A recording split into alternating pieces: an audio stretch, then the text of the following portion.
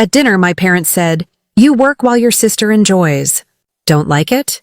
Leave." My name is Aurora Finley. I'm 31 years old, I'm an interior designer, and I live in Santa Fe, New Mexico. It happened at the Thanksgiving table. The house was filled with the smell of turkey and sage. It was the smell of a happy family. It was all a lie. The laughter was loud, but it felt thin, like glass. My father David sat at the head of the table. He looked at me, and his eyes were not kind. He was not looking at a daughter. He was looking at an employee who was causing a problem. He said the words that changed everything. Your job is to work while your sister enjoys life. Simple as that. He said it like he was telling me the sky was blue. He said it like it was a fact of nature. Don't like it? There's the door. The room went silent. The only sound was the clock ticking on the wall. Tick-tock. My mother, Clara, froze. Her smile was still on her face, but it was made of plastic. It was a mask. My sister Harper just smirked. She hid it behind her wine glass, but I saw it. She was 28 years old, and she had never worked a real day in her life. She was the dreamer. I was the mule. She won. She always won. I looked at my plate of food. I was not hungry. I would never be hungry in this house again. I pushed my chair back. The sound of the wood scraping the floor was loud in the silence. It sounded like a scream. But before I tell you how everything flipped, how I got this quiet apartment, and how I learned to breathe again, like and subscribe, drop a comment and let me know where you are watching from. I stood up. I did not yell. I did not cry. My voice was very soft. Fine, I said. I'll take the door. I picked up my keys from the hook by the entryway. My mother said my name. Aurora? It was a little gasp. I did not turn around. They didn't realize it yet. They thought I was having a tantrum. They thought I would be back in an hour, ready to apologize, ready to clean the dishes. They were wrong. Those were the last words I'd ever speak in that house. Growing up in Santa Fe, you learn about art. Our house was just off Canyon Road where all the expensive galleries are. Tourists walk by and look at bronze statues that cost more than my car. Our family was part of that world. Sort of. We ran Finley's Art Supply. It was not a gallery. It was a dusty, cramped store that smelled of turpentine, old paper, and my father's bad moods. It survived on its reputation, which means it survived on habit. Local artists and high school teachers came to us because they always had. I learned about favoritism before I learned my multiplication tables. Harper was the artist. I was the help. Harper was born 2 years after me, and she was born special. That's what Mom always said. Harper is just special. She feels things more than we do. What that really meant was that Harper was allowed to have feelings, and I was expected to manage them. When I was 11, I entered a statewide design competition. The prompt was to design a new public library for a small town. I worked on it for 3 months. I used scraps of mat board and balsa wood from the store. I built a whole 3D model. I designed the reading nooks, the high ceilings, the big windows that would face the mountains. I won first place in the junior division. My teacher called the house. I was so excited. My chest felt like it was full of light. I ran into the store holding the blue ribbon. Dad, I won! I won the state competition. He was at the register, counting pennies into a roll. He didn't look up. That's nice, Rory, he said. His voice was flat. Did you check in that new shipment of gesso? The light in my chest went out. It just clicked off. I went to the back room and started cutting open boxes with a box cutter. 3 months later, Harper, who was 9, finger-painted a sunset. It was just a mess. Red and orange and purple smeared on cheap paper. It was muddy. Mom cried, "David, look at this. It's her soul." My father took it from her. He stared at it. "My God, Clara, she's a natural." He took it to the store. He didn't just frame it. He used the expensive, hand-carved wood frame we sold for $500. He put it in the front window of the store. Then he put it in the other window of the store. He had 2 identical framed copies of Harper's Muddy Sunset. A sign underneath said, "The work of our daughter, Harper Finley, an artist." That week, Harper got a brand new iPad. To foster her creativity, Dad said. I asked for a new drafting table for my birthday. I got more chores. Harper is too busy creating to mop the floors. "Aurora," Mom said, her voice soft and full of apologies. "You understand, honey. You're the practical one. The practical one, that was my name. It meant I was the one who was not special. It meant I was the one who had to do the things nobody else wanted to do. Harper's art was just existing. She would float around the store, picking up tubes of expensive oil paint. "I'm feeling the shade of blue today," she would say. She'd take it, use it once, and leave the cap off so it dried out. My art was work. I built the store's new website. I balanced the checkbook. I designed the new shelving units to hold the canvas. And then I built them myself. My father called it good practice. Harper's bad grades in school were proof she was a right-brained creative. My good grades were just expected. "Good, you got an A in math," Dad said once. "You can start doing the store's taxes." I was 12. I learned how to use his accounting software. I learned that Finley's Art Supply was not a successful local business. It was a bucket with a hole in it. And my father was not a good businessman. He was a man who liked being a business owner. He liked the title. He liked telling people he owned a store on Canyon Road. He didn't like the work. He didn't like the numbers. I did the numbers. I saw the debt. I saw the unpaid invoices. I saw that he borrowed from the register to buy Harper a new laptop. I didn't say anything. I just fixed it. I moved money around. I called the suppliers and asked for an extension. I was 13. And I was lying to adults about shipping delays so they wouldn't demand their money. One day, I found a notebook. It was Harper's. It was a dream journal. It was full of pictures she had cut out of magazines. A loft apartment in New York, a trip to Paris, a new car. Underneath, she had written, "Things I will have." I had a journal, too. It was a plain black ledger. It was full of numbers. It was a list of all the people we owed money to. Underneath, I had written, "Things I have to pay."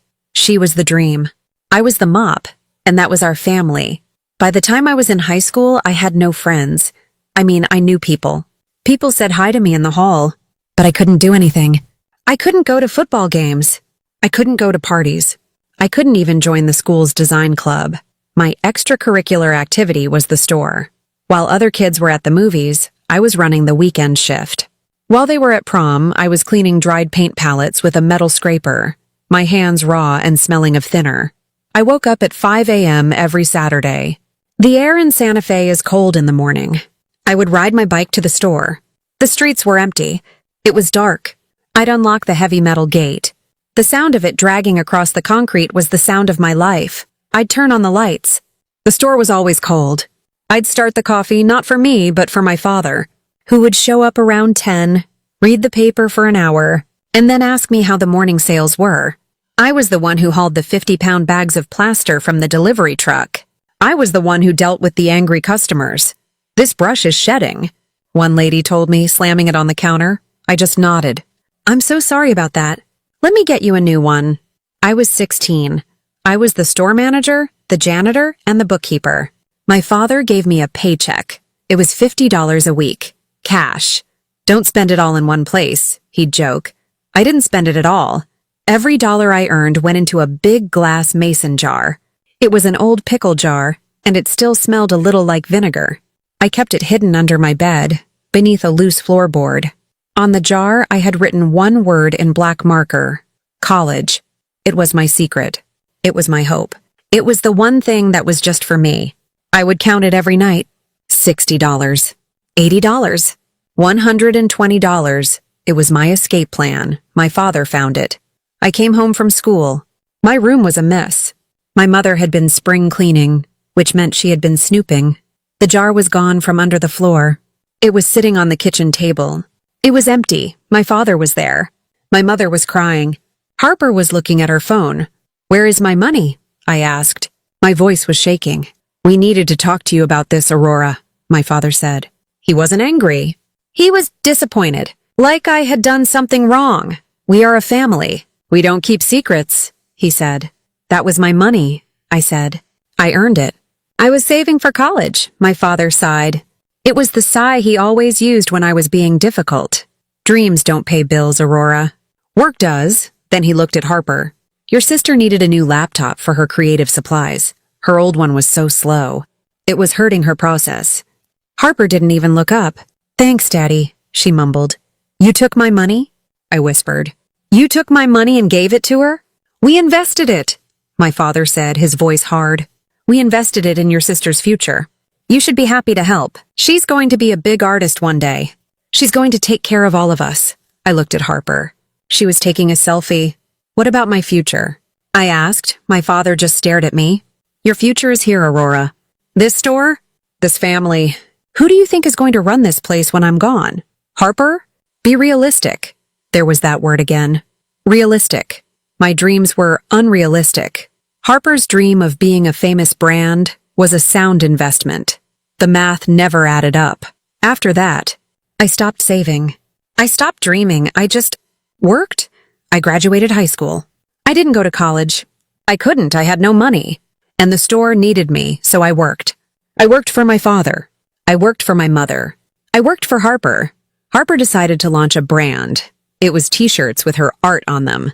It was just pictures she took on her phone, printed badly on cheap shirts. She needed a website. "Rory, you're so good at the boring computer stuff," she said. "Can you just build me a little shop?" So I did. I stayed up until 3 a.m. for a week, building her an online store. I managed the orders. I packaged the t-shirts. I took them to the post office. She made 3 sales. One was to our aunt. The business failed in a month. She left me with the bill for the website hosting and the shipping supplies. I paid for it with the tips I had hidden in my shoe. I was 22 years old. I was an old woman. I finally got a second job. I learned interior design online in those 2 hours between 2 a.m. and 4 a.m. I built a portfolio. I got a job as an assistant at a small design firm in town. It was my first taste of real life, a real boss, a real paycheck. I had to beg my father to let me take it. "What about the store?" he yelled. "I'll work nights and weekends," I promised. And I did. I worked 40 hours a week at my design job. Then I worked another 30 hours at the store. I did their books. I paid their bills. I fixed their mistakes. My paycheck from my real job. Most of it went to them. "The store is just in a little slump, Rory," my mom would say. "We just need a little help to get through the month." It was always just one more month. For 9 years. I was 31. I was tired. I was the one who built the walls, and I was the one who was trapped inside them. My college jar was long gone. It was just a pickle jar, and it was always empty. That Thanksgiving was not a surprise. It was just the end. The 70-hour week was real. I was a senior designer at my firm now. I was good at my job. I was managing 3 big hotel contracts. One in Taos, one in Scottsdale, and one in Denver. My firm was trusting me with multi-million-dollar projects. I was organized. I was efficient. I was the practical one. My clients loved me. My boss loved me. I was getting a promotion, but I was still the family mule. The week before Thanksgiving, the store's rent check bounced. My father had forgotten about a big invoice for Canvas that was on autopay. The landlord called me. Not my father. Me. "Aurora, I don't want to be that guy," he said. His name was Mr. Sanchez. He was a kind man. "But your father is 3 months behind. I can't let it go on. I felt sick. I'll handle it, Mr. Sanchez, I promise." I looked at my bank account, my savings, the money I was saving for a down payment on a small condo, my own escape plan. I transferred the money to the store's account. 3 months' rent. It was almost everything I had. I worked 70 hours that week. I was at the Taos Hotel site, dealing with contractors. I was on calls with the Denver clients until 10 p.m. I was redrawing floor plans. I was exhausted. I drove straight from Taos to my parents' house for Thanksgiving dinner. I was 2 hours late. I walked in. I was still wearing my work clothes. I had dust on my boots. The house was warm. It smelled like sage. Harper was on the sofa, scrolling through her phone. She was wearing a new dress. She looked perfect. Manicured nails, fresh hair. "Oh, good, you're here," my mother said. She kissed my cheek. It felt like dry paper. "Can you help me with the potatoes? My back is just killing me." I didn't even take my coat off. I went into the kitchen and I started mashing potatoes. At the table, I tried to talk about my job. I had to. I had to make them see that I had a real life. "It's been a crazy week," I said, trying to sound casual. "We finally landed the Taos Resort contract. It's a big deal. It's the biggest project of my career."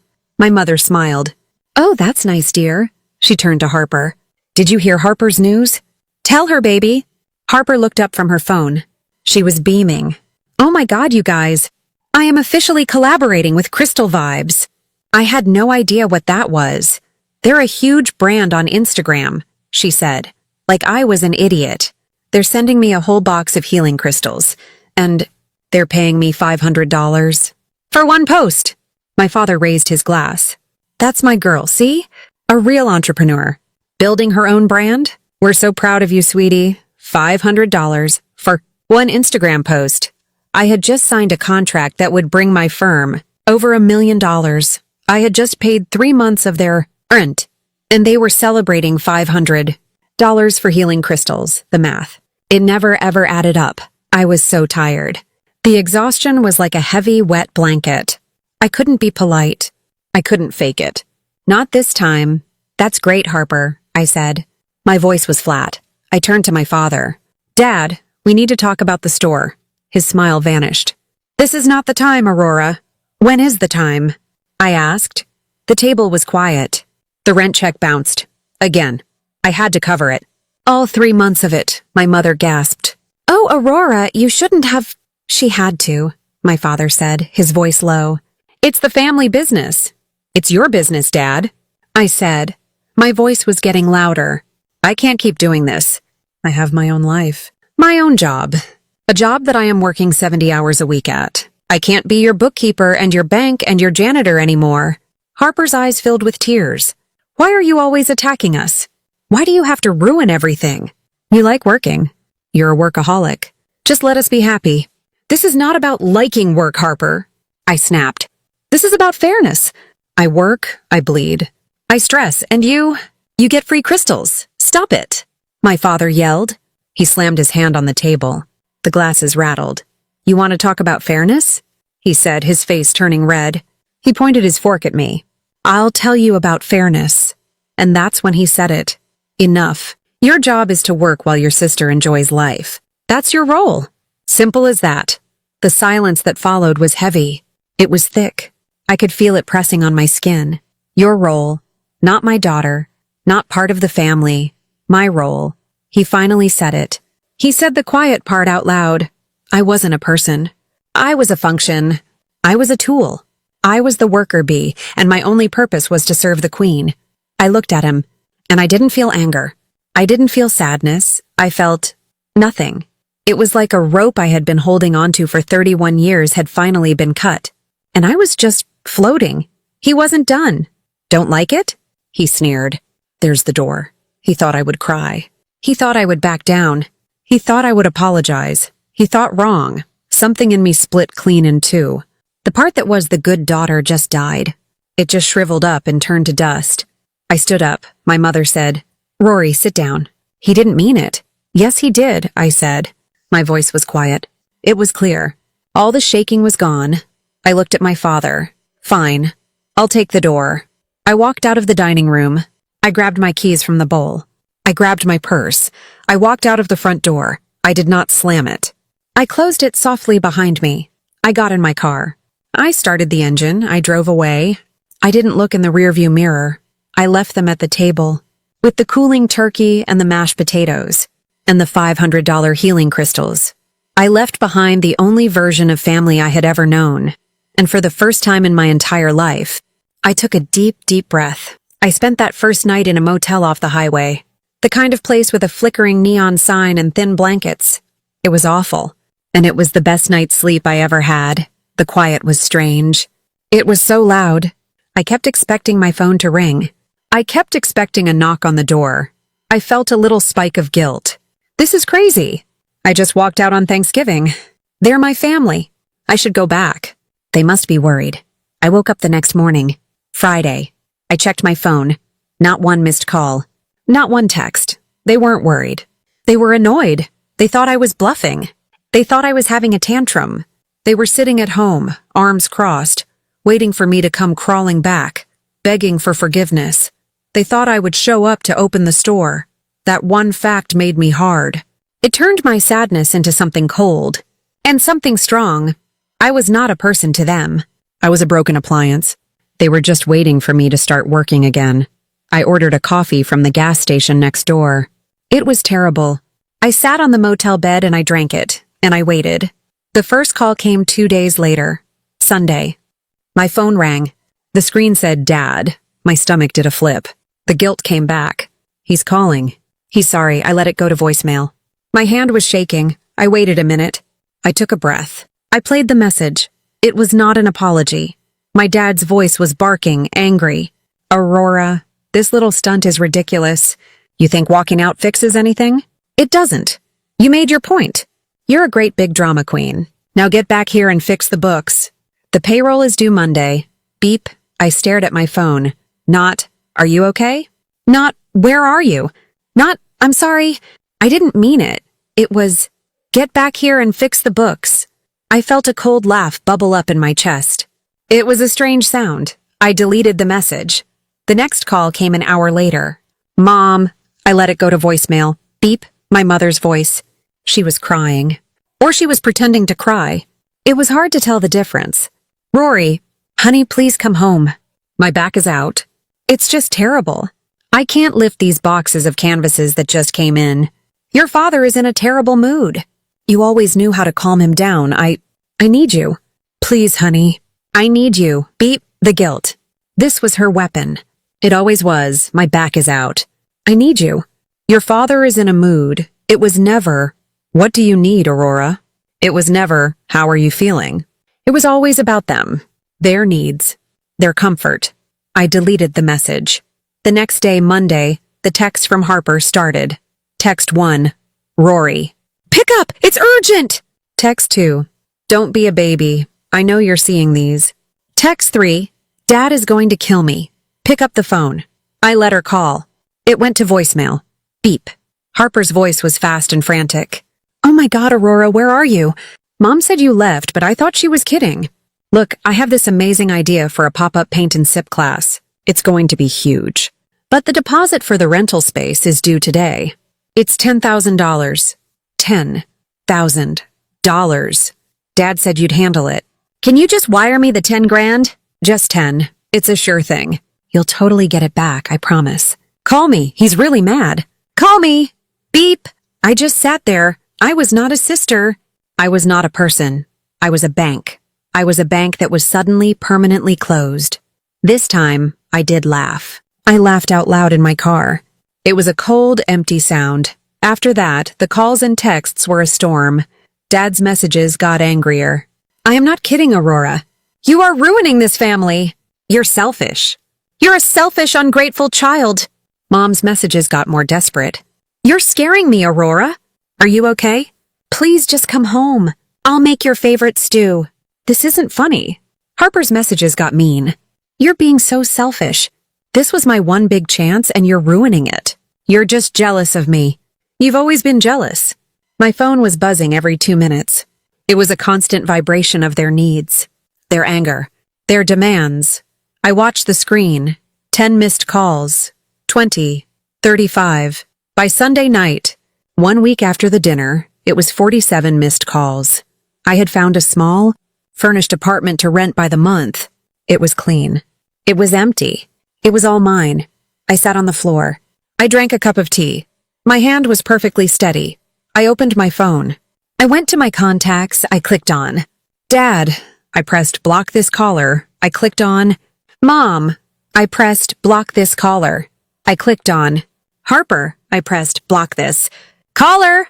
The buzzing stopped. The silence that came after wasn't empty. It was full. It was the sound of the heater humming. It was the sound of a car passing on the street. It was the sound of my own breathing, in and out. For the first time in my life, silence finally had a sound, and it was peace. They thought my power was in what I did for them. They thought it was my work, my money, my time, my energy. They were wrong. My real power was in not doing it. My real power was the off switch. And I had just pressed it. The first month of my silence was the loudest time of my life.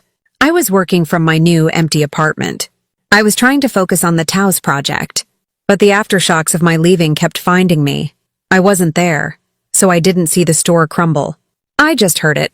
It happened in pieces. The first piece was a phone call. It was from a man named Jim. He was our main canvas supplier. He was a good man. He always gave me a discount. He always called me Rory, not Aurora. He called my cell, not the store. Rory? Thank God, he said. His voice sounded tired. I'm not trying to bother you. I know you're busy. But your dad's last check bounced. Again. And he's not answering the phone. He's saying some crazy things. He told me you ran off, that you stole money. I closed my eyes. I felt a hot flash of shame. No, not shame. Rage. He's lying, Jim, I said. My voice was quiet. I know that, kid, Jim said softly. You're the only reason I gave your dad credit for this long. You always made it right, so are you going to make this right? This was the test. This was the moment. Was I going to fall back into my role? Jim, I'm so sorry, I said. My voice was steady. But I am no longer with Finley's Art Supply. I can't help you. There was a long silence. What? He said. Rory, you are Finley's Art Supply. You've been running it since you were 16. Not anymore, I said. You'll have to talk to the owner, David Finley. But the owner is, he sighed. The owner is a fool. I know, I said. I'm sorry, I hung up. I felt sick. I felt like I had betrayed Jim, but I hadn't. My father had. That was the first call. It was not the last. The next call was from the local high school. The art teacher, Mrs. Pina. Aurora, I'm so confused. Our bulk order for the new semester. It's 2 weeks late. Your father said he couldn't find the invoice. And then he said you were in charge of fulfillment and that you'd let him down. Do you know when it's shipping? I took a deep breath. Mrs. Pina, I don't work there anymore. I'm afraid I have no idea. You'll have to speak to my father. Oh, she said. Her voice went cold. Oh, I see. Well, in that case, please just cancel the order. We'll take our business to the new chain store. I'm so sorry, Aurora. Well, good luck. She hung up. I stared at the phone. The school district contract. That was 20% of the store's income. The income I had secured, and it was gone. Just like that, I wanted to know what was happening with Harper. Her brand collaborations that she was so proud of. My silence with my family was total. But her Instagram was public. I made a new account. A burner account? No name, no picture. I just needed to see I found her page. Harper Finley Art. The post about the Crystal Vibes collaboration. It was gone. Deleted. I scrolled down. The comments on her other posts were not good. Where is the t-shirt I ordered? It's been a month. You sent me the wrong size and now you won't answer my DMs. Scammer. Do not buy from her. So the sponsorships had vanished. Of course they had. They weren't real. They were just free products given to a girl who had no follow-through. The 1 or 2 companies that had paid her were probably furious. Then I saw her latest post. It was a selfie of her crying. It was very dramatic. The caption was long. My family is going through an awful, traumatic time. A very, very selfish person has tried to ruin us. Because of this, I'm having to postpone my paint and sip dream. I've started a GoFundMe to try and save my art. Link in bio. Every dollar helps. I clicked the link. Her goal was $10,000. She had raised $50. There was one donation. From Clara Finley. My mother. It was pathetic. It was so pathetic. The final piece of the collapse came from Mr. Sanchez, the landlord. He had my cell number too.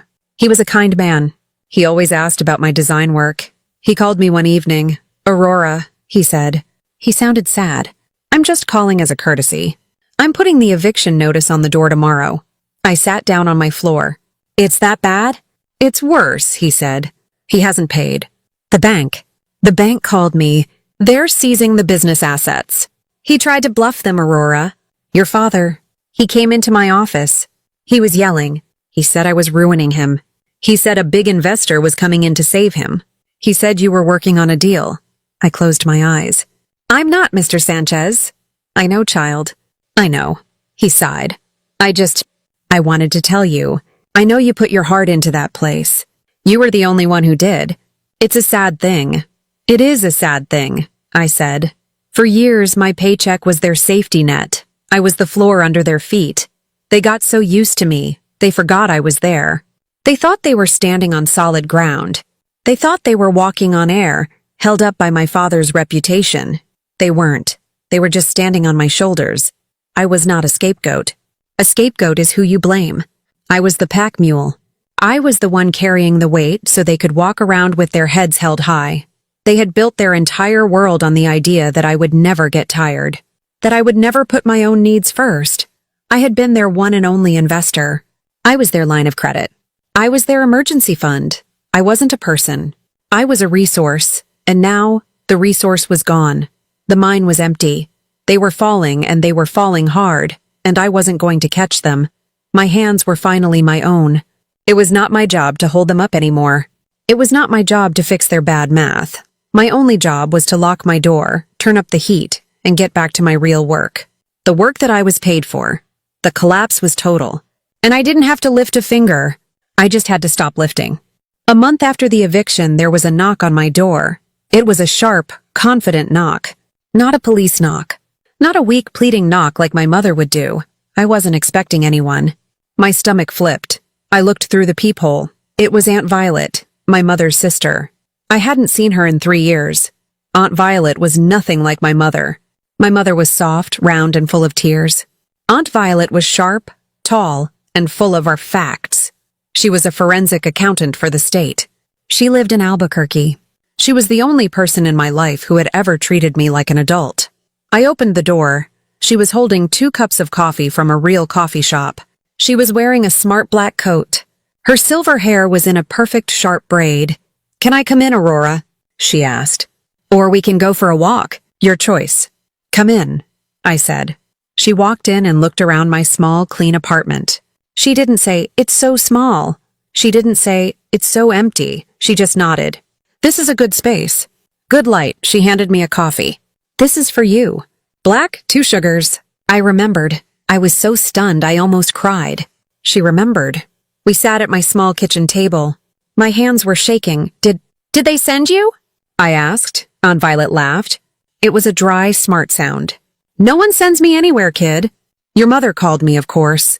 She called me every day for a week, crying, hysterical." "What did she want?" "Money," Violet said, taking a sip of her coffee. "What else?" "She said you had abandoned them, that you'd run off, that you'd left them with this awful mess." I looked down at my hands. "It is a mess." "Yes, it is," Aunt Violet said. She put her cup down. "But here's the thing you need to know, Aurora." She reached into her leather briefcase. She pulled out a thick, terrifying-looking envelope. It was brown. It had a window. In the window, I could see the words, "Internal Revenue Service." "This, Aurora," she said, sliding it across the table. "This is the real mess. This is the mess you've been paying for and you didn't even know it." I just stared at it. "What is that?" "Your mother in her panic made a mistake," Violet said. "She called me for money." I said no. She kept crying. She said, "The bank is gone, the store is gone, and now the IRS is sending letters." That got my attention. She asked me to just look at the letters. "You're so good with numbers, Violet," she said. So I had her fax them to me. Violet tapped the envelope. "I've been suspicious of your father's business for 20 years. Now I have proof." "What proof?" "Harper," she said. "Harper. That art gallery idea she had. The one that failed 3 years ago. The one you paid the rent for and the one you took an extra job to cover." I just nodded. I felt cold. "They didn't just lose money, honey," Aunt Violet said, her voice low. "They claimed it. Your father and Harper. They got creative." She pulled out a sheet of paper. It was a tax form. They claimed $50,000 in fake business deductions. They filed Harper's failed brand as a subsidiary of the art store. They wrote off her car as a company vehicle. They wrote off her art trips to Tulum and Austin as research and development. They wrote off her dinners with her friends as client meetings. I couldn't breathe. But it wasn't a real business. It never made a single dollar. "Exactly," Violet said. "It was a shell, a fraud, a way to fund Harper's lifestyle and write it all off as a business loss. Your father was hiding his losses from the store by creating new losses from Harper's brand, and he filed it all together." I was shaking. "So, all this time, he wasn't just bad at business? He was committing tax fraud, Aurora," she said. Her voice was kind but firm. "He was stealing, and he was using your work to cover the basics, so he could play his stupid games." The audit hit. Hard. The bank didn't just pull the loan because of the bounced rent, honey. The bank pulled the loan because the IRS put a lien on the business. It was over. It had been over for years. You were just the last one to know. I felt sick. I thought I was going to throw up. They told me I was the problem, I whispered. They said my salary was too high, even though I never took one. They said I was the one who was bleeding them dry. Aunt Violet reached across the table and put her warm, strong hand on mine. Listen to me, Aurora Finley. You need to hear this. You need to let it sink into your bones. She looked right into my eyes. You did not break this family. You just stopped holding it together. I started to cry. It was a silent, hot kind of crying. They built a house of cards, she said, her voice firm. They built it on your back. You finally got tired and you stood up. It is not your fault it all fell down. A real house wouldn't have. She let me cry for a minute. They're lucky, she said. The IRS is just making them pay it back. With penalties, a lot of penalties. They'll be paying for the rest of their lives. But they're lucky they're not going to jail. She pushed the envelope toward me. This is a copy for you, just in case they ever try to say you were involved. You are a victim in this. A financial victim. You are clean. I made sure of it. She stood up. You are not your mother, Aurora. You are not your father. You are not your sister. You are something else. You're like me. You're a builder. So, go build. She walked to the door. Thank you, I whispered. No more thanks, she said. Just live well. It's the only thing they can't stand. She left. I sat at my table for a long time. It was worse than I thought. It wasn't just emotional neglect. It was criminal. The last tiny, stupid, clinging thread of guilt. It didn't just break. It burned. It turned to ash. That night I opened my laptop. I went to my email. I unblocked my father's email address. Just for a minute, I typed one last, final message to David.Finley, finleysart.com, Clara.Finley, ugmail.com, Harper Finley, art.com subject. Financial separation, body Aunt Violet visited me. I am aware of the IRS audit. I am aware of the fraudulent deductions. I will not be involved. I will not be paying for this. Do not contact me. Do not try to attach my name to your debt. Love isn't one-way labor. It is not a blank check for fraud. I wish you growth, but from a distance. I hit send, then I reblocked their emails. I blocked their phone numbers. I blocked everything. That was it. The last bridge was burned. But I wasn't the one who had set the fire. I was just the one who was finally walking away from the flames. By the time spring came to Santa Fe, the world had moved on. The consequences had settled. They weren't loud. They weren't dramatic. They weren't like a movie. They were just quiet. And they were permanent. The world didn't punish them. It simply stopped protecting them. The art store was the first to go. I was driving to a client meeting on Canyon Road. I took the long way, past the old building. The Finley's art supply sign was gone. The windows were empty. Harper's muddy sunset painting was gone. There was a new sign in the window. A bright, happy orange sign. Coming soon, Peachy Keen Yoga and Juice Bar. I found out later from Mr. Sanchez, who I ran into at the farmer's market. They sold it off for pennies, Aurora, he said, shaking his head. The bank just liquidated everything. The easels, the paints, the paper, all of it went for nothing. It was a sad day. I just nodded. It was. I didn't feel happy. I didn't feel sad. I just felt a space. An empty space that used to be full of pain. Now it was just empty. The next time, I was at the FedEx shipping center. It was late, almost 9 at night. I was mailing a big tube of blueprints to my Denver clients. I walked in. The place was bright, sterile, and smelled like cardboard. And I saw him. I saw my father. He was wearing a purple FedEx shirt. It was too tight on him. He was standing at a conveyor belt, loading boxes. He looked old. He looked gray. He was not David Finley, owner. He was not the patron of the arts. He was just a guy loading boxes, working the night shift for $21 an hour. His hands, the hands that used to hold a wine glass and point at me, they were just moving boxes. He looked up. He saw me. I froze. My heart was in my throat. I was holding my heavy tube of blueprints. I thought, what did I think? That he would cry? That he would say he was sorry? His face went hard. It went dark. The shame turned into anger. It was always anger. He looked at me. He saw me in my nice coat with my professional blueprints. He knew. He didn't say a word. He just turned away from me. He grabbed another box. He slammed it onto the belt. He turned his back. I just stood there for a second. I mailed my package. I paid with my corporate card. I said thank you to the woman at the counter. I walked out. My hands were shaking. He hadn't changed. He hadn't learned. He wasn't sorry. He was just angry that he had to work. Angry that I was the one who was watching. The next one was my mother. I was on Canyon Road. It was a beautiful Saturday. Summer. The tourists were everywhere. I was with a client, a new one. We were looking at architectural styles. I was pointing out the adobe doorways, the vigas, the carved wooden corbels, and I saw her. She was sitting on a small folding stool, tucked into an alley, between two very expensive galleries. She was one of those artists now, the ones who sell small, cheap paintings to tourists. She was painting. The outline was right. She was painting little adobe doorways, small 5x7 canvases, a blue door, a red chili ristra, a string of fake turquoise. She was wearing a big floppy hat.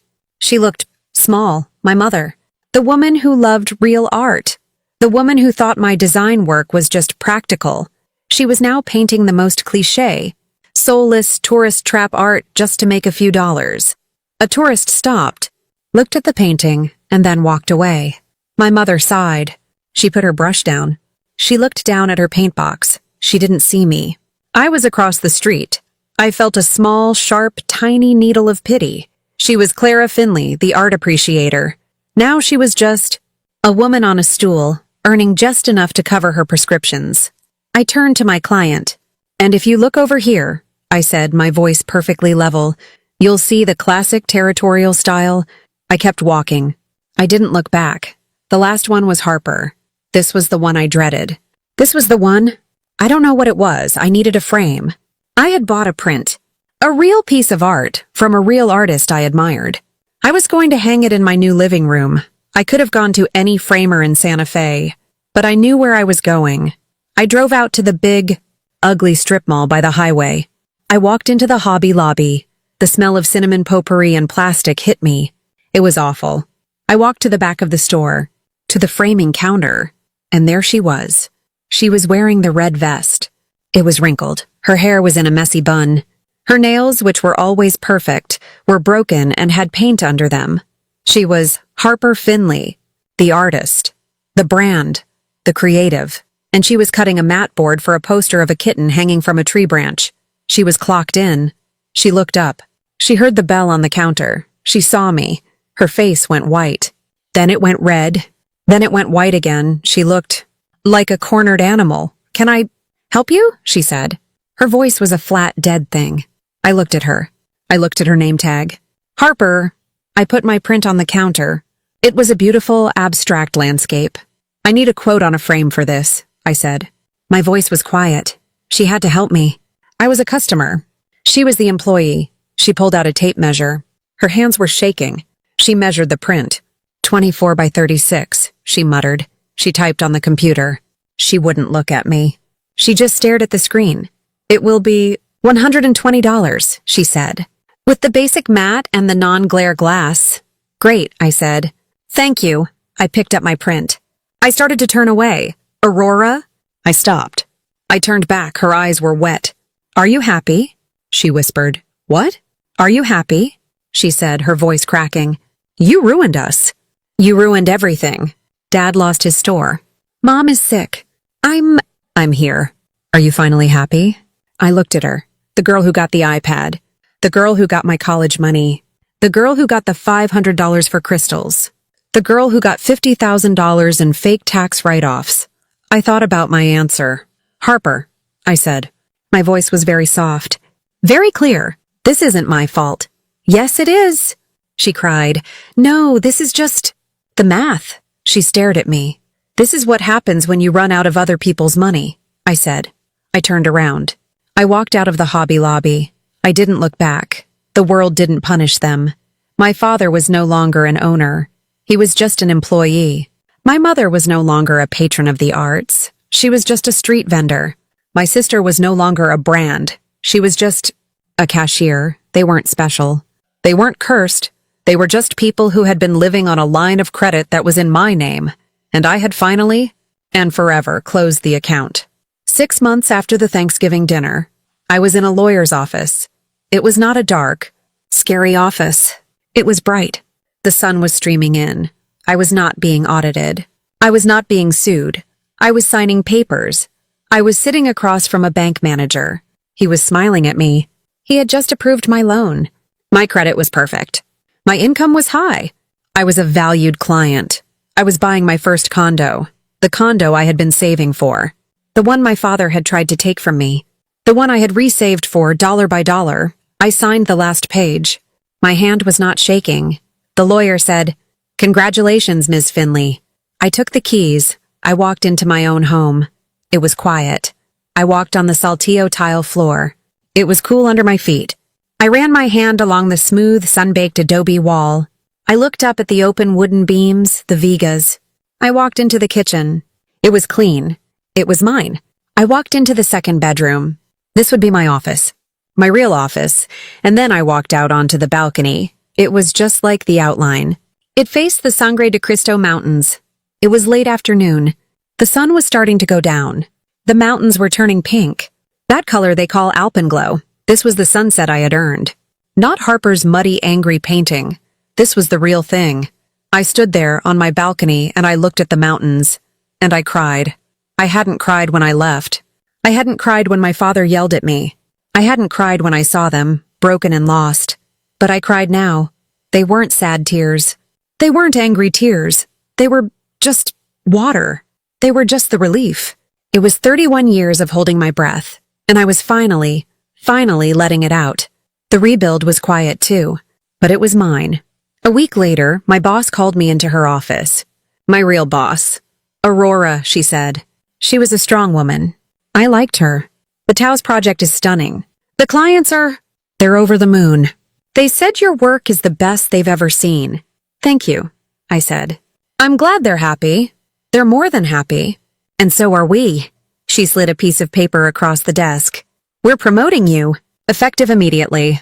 You are now the lead designer for the entire Southwest region. I looked at her, and, she said, we're promoting you to partner track. We want you to be a part of this. For real. She slid another paper. And that's your new salary. I looked at the number. It was a 6-figure salary. It was more than the art store had ever made in a year. It was my number. You've earned this, Aurora, my boss said. You've been doing the work of 3 people for a long time. It's time you got paid for it, I almost laughed. You have no idea. My new life was simple. I woke up on Saturday morning. I did not go to the store. I did not haul boxes. I did not do my father's taxes. I made coffee. I sat on my balcony. I drank my coffee, and I watched the sun come up over the mountains. I went to the farmer's market. I bought fresh bread. I went for a hike in the mountains. I met friends for dinner. I had friends. I had time for them. People who were not my family. People who would ask, "How are you?" And then they would actually listen to the answer. I bought a dog. A little rescue mutt. A terrier mix. He was scared of everything. He had come from a bad place, too. I named him Sage. He slept at the foot of my bed. He didn't need anything from me except food and a safe place to be. And I had so much of that to give, now that it wasn't being drained out of me every day. One night, I was standing in my new living room. I was hanging that print, the one Harper had given me the quote for. I'd had it framed at a real framer. It looked beautiful. I looked out at the mountains. My family was always telling me to be realistic. Dreams don't pay bills, Aurora. They were wrong. My dream did pay the bills. It was paying their bills. My talent, my work, my practical mind. That's what they were living on. They thought my dream was a hobby. They thought their dream was the real work. I looked at the walls of my condo, the walls I had paid for. I hadn't found peace. I had built it. I built it out of 70-hour weeks. I built it out of spreadsheets and blueprints and sleepless nights. I built the life they never gave me. I built the home they never were, and it was a beautiful house. The walls were strong. I had built them all by myself. People ask me if I feel guilty. No, I feel free. I feel light. I don't hate them. I don't really feel anything for them at all. They are just people I used to know. I feel sorry for them. I feel pity, but I do not feel responsible, because I learned the most important lesson. Love without respect isn't love. It's labor. It's a job. It's loyalty that's been dressed up to look like a family. I didn't abandon them. I just stopped financing their comfort. I stopped paying for their bad decisions. I stopped setting myself on fire to keep them warm. I didn't seek revenge. I didn't yell. I didn't scream, I just left. And sometimes silence is the loudest justice there is.